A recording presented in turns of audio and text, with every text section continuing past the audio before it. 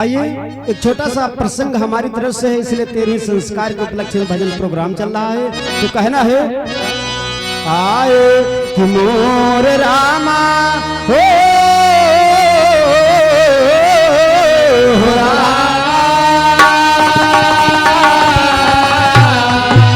कहा गया है आए हाय कि मोर रामा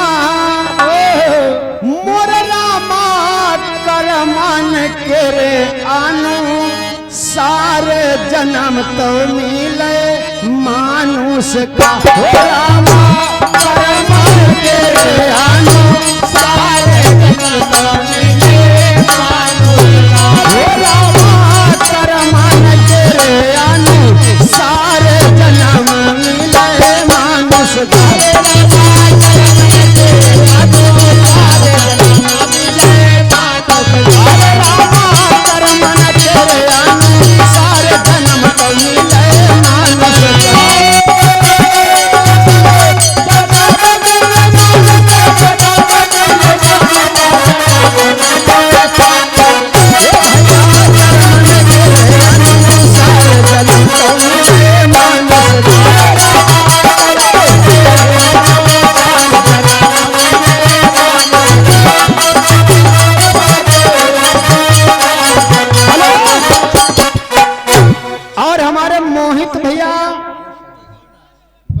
हमारे मोहित भैया जो विजयपुर के निवासी जो हमारे घर मालिक कुलदीप भैया उनके यानी बहनोई साहब हैं, तो भैया जी के द्वारा 201 रुपए का उपहार है। बोले सच्चे दरबार की जय हो।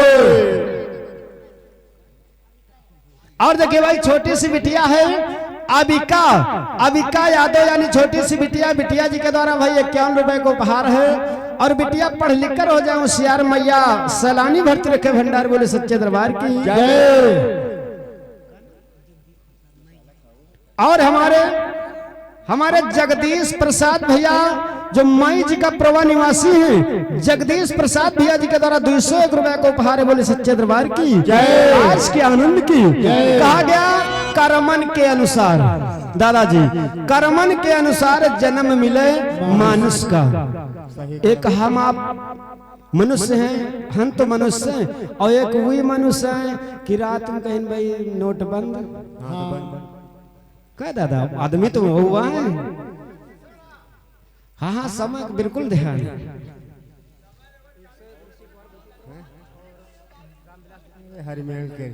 और हमारे ऋषि कुमार भैया और रामविलास भैया यानी दोनों भैया इसी गांव गौतिक प्रभा के निवासी हैं। 101 रुपए को उपहार है। बोले सच्चे दरबार की जय। तो कर्मों के अनुसार मनुष्य का शरीर मिलता है, जो जैसा करता है वैसा ही उसको ये मिलता है। तो इसीलिए कवि ने लिखा है क्या। आइए प्रसंग लिया जा रहा, समय को विशेष ध्यान देते हुए ये 13वें संस्कार के उपलक्ष्य में भजन प्रोग्राम चल रहा, तो इसलिए कहना है एक धुरु वंश में एक राजा हुए जिनका नाम था अंग। एक राजा हुए जिनका नाम अंग पड़ा, और अंग से एक संतान हुई जिसका नाम पड़ता है बेन। जय हो। अंग के बाद में राजा बेन यानी राज के अधिकारी हो गए। जैसे यानी बाबा मर गए तो बाप्पा उनकी जगह पे यहाँ सारा सिस्टम है ना दादा। और बाप्पा मर गए हैं तो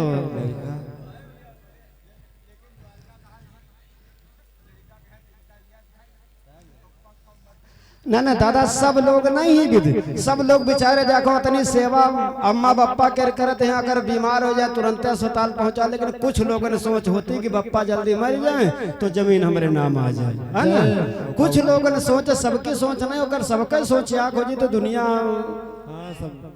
तो इसीलिए कहा गया राजा बेन हुए यानी अंग के पुत्र। तो राजा बेन राजा इतना अत्याचारी हुए कि कवि को लिखना पड़ा क्या। इसी जैसे प्रसंग है, कहा गया है आय हाय कहा अंग भूप के सुनो अरे पुत्र एक जन्मे आई, और पड़ा बेन है नाम सत्य हम रहन पड़ा। तो ऋषि मुनिन का बहुत सतावे और प्रजा बहुत बेहाल, और यदि हवन कुछ हुए न दे, यदि हवन कुछ हुए न दे।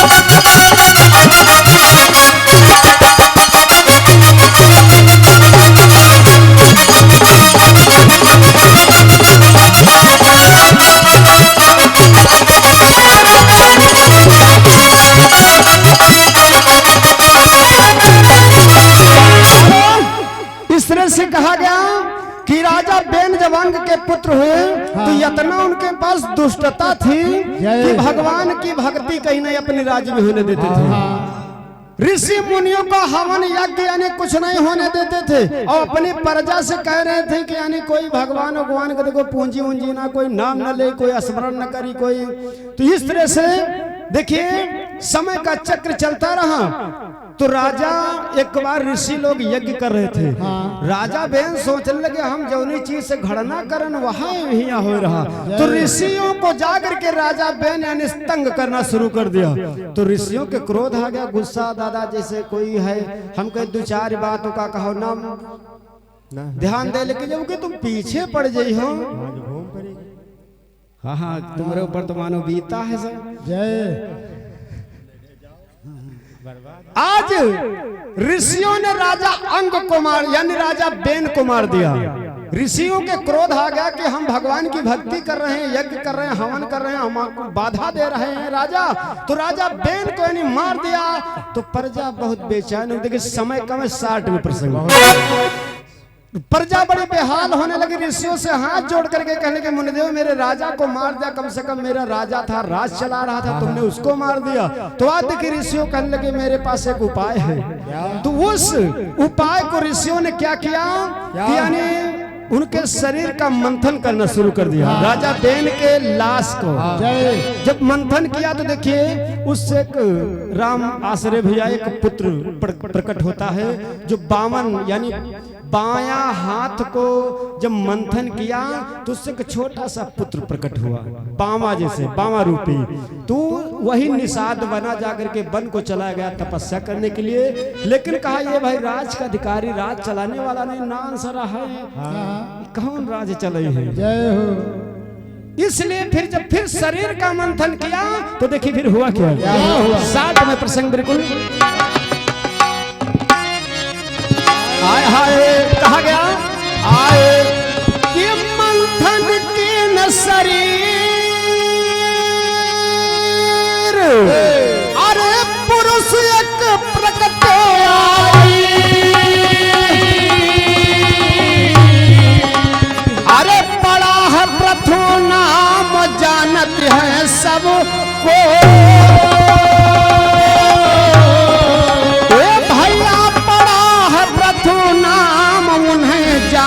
सबको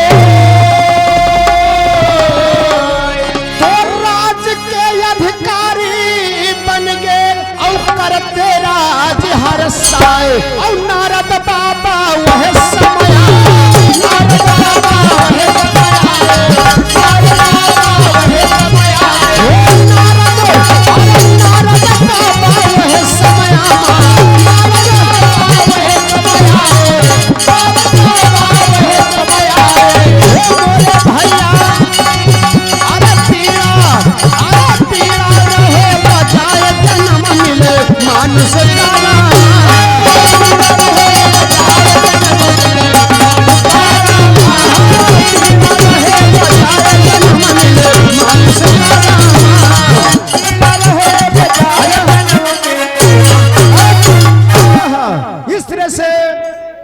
जब बेन के शरीर का मंथन किया गया रामाश्रय भैया। हाँ। शरीर का मंथन हुआ जय तो उससे एक पुरुष प्रकट हुआ जिसका नाम पड़ा प्रथु। तो जब प्रथु नाम पड़ा तो वही राज का अधिकारी बना और जब राज करने लगा सिंहासन पर बैठा होता है। उसी समय में देखिए नारद बाबा का आगमन हो गया। जय हो। नारद बाबा जब आए तो राजा प्रथु पूछने लगे मुनिदेव एक शंका बन गई हमारी।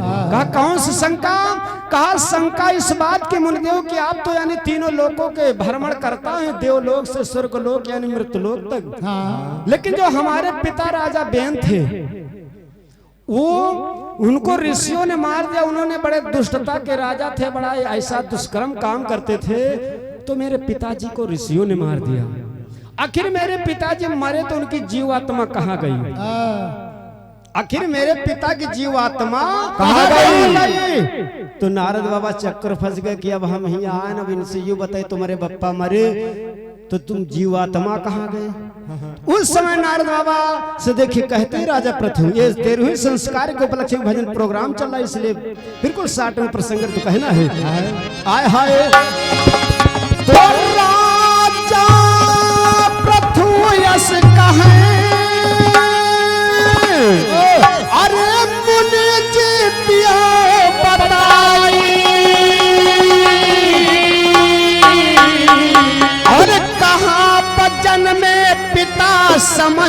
कुछ आवत ना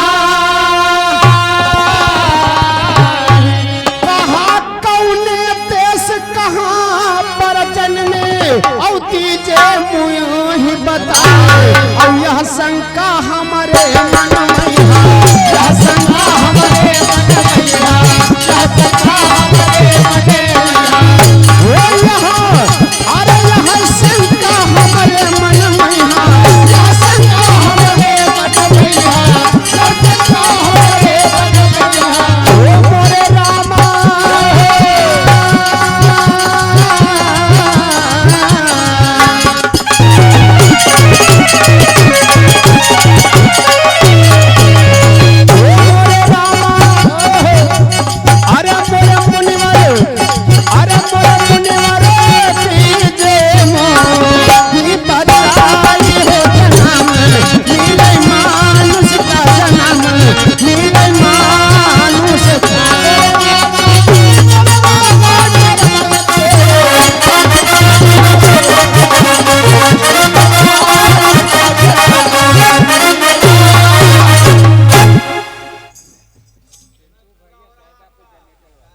और हमारे पिंटू भैया जो सईदापुर के निवासी जनरेटर वाले हैं भैया जी के द्वारा 101 रुपए को उपहार है। बोले सच्चे दरबार की अंतिम लाइन में कहना लास्ट में कि आप देखिए राजा प्रथु पूछ रहे नारद जी से कि आखिर हमारे पिताजी इतना जब भगवान से घड़ना करते रहे उनकी दुष्टता करते रहे ऋषियों मुनियों को सताते थे आखिर पिताजी हमारे मरे तो उनका जन्म कहाँ अब आजो काल लोगन के शंका यह है बन हमारे हम यानी माता पिता स्वर्गवासी हो गए न जाने कहाँ जन्म लिहिन कौने भेष में हो कौने कहाँ पर जन्म हुआ हो कौनो यानी जानवर है कि मानव है कि दानव है कि वृक्ष है ना दादा। तो यही ये शंका बन गई राजा पृथु को कि मेरे पिता आखिर कहाँ पर जन्म लिए। तो नारद बाबा से पूछ रहे तो नारद बाबा देखिए बताते अंतिम लाइन में कहना है क्या आय हाय कहा कि सुन पृथु के बैन नारद मुनि कहे सुनाई कहा जहाँ लिहन अवतार ताहि हम रहन बता ताहि हम रहन बता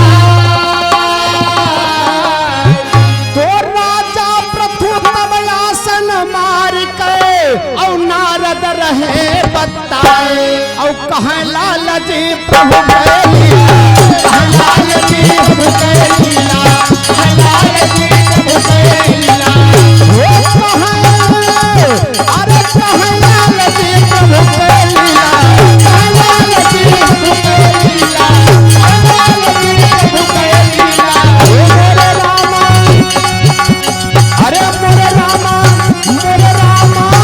कोई न जान हारे जन्म मिले मानुष का जन्म मिले मानुष